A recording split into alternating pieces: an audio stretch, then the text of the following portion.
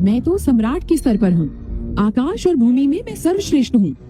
छोटी फिनिक्स, तुम बड़ी दुर्बल हो। मैंने तुम्हें 10 वर्षों से पाला, परंतु तुम्हारा मांस बढ़ा नहीं। तुच्छ मनुष्य तो यहाँ कैसे आया? प्राचीन निषिद्ध स्थान में घुसपैठ। प्राचीन निषिद्ध स्थान?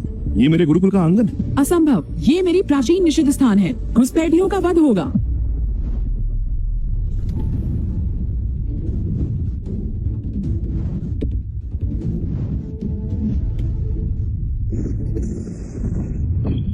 तुमसे निपटने के लिए केवल 2000 ऊर्जा ही पर्याप्त होगी।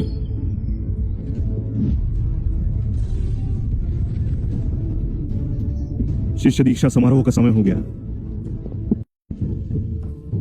वो देखो, इस वर्ष की सर्वगुण संपन्न शिष्या टेसा लैंग। अद्भुत, इसकी सुंदरता भी अद्भुत है। अति उत्तम। किसने सोचा था कि मैं राजकुमारी टेसा लैंग पुनर्जन्म लूंगी? इस छोटे से साम्राज्य में कोई भी मेरा गुरु बनने के योग्य नहीं। सबको लगता है कि मैं इस समारोह की सबसे योग्य शिष्या हूँ, पर ये नहीं जानते कि ये मेरे गुणों का सिर्फ 10% है। जादूगरनी, मैं एक बड़ी राजकुमारी हूँ। जल्द ही मैं मनुष्य लोक में जाऊंगी। मेरी रक्षा करना, किसी को भी मेरे निकट मत आने देना। निश्चिंत रहिए, मेरे होते हुए कोई भी आपके निकट नहीं आएगा। टेसा लैंग, मैंने हजारों वर्षों से इसी की प्रतीक्षा की थी। मूर्ख कहेगी, क्या सोच के तुमने असुर लोक के जादू करने पर विश्वास किया? सौभाग्य से मुझे एक और अवसर मिला और मैंने पुनर्जन्म लिया। इस जन्म में मैं गुरुकुल जाऊंगी और 10 वर्षों तक तपस्या करूंगी। तब अवश्य उसे बदला लूंगी। बाप रे बाप, क्या होगा, पता नहीं क्या कर रही है वो, पता नहीं। शांत, आगे का रास्ता कठिन होगा। योद्धा योगी का प्रशिक्षण शुरू करने से पहले आपको अपनी मनचाही विधि का चुनाव करना होगा। हमारे साम्राज्य के 5 गुरुकुल सब अलग अलग विधि सिखाते हैं। चुनाव के बाद बदलाव वर्जित है।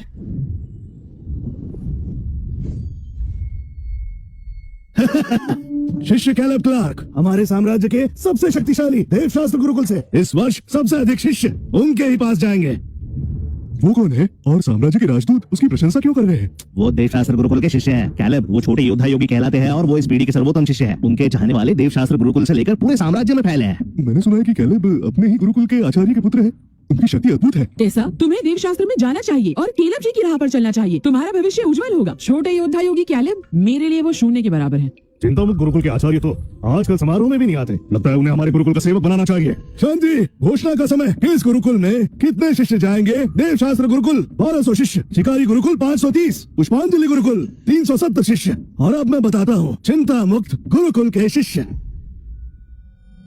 सिर्फ एक। क्या क्या कह रहे हैं? सुना? कौन है वो जिसने इस बेकार गुरुकुल को चुना?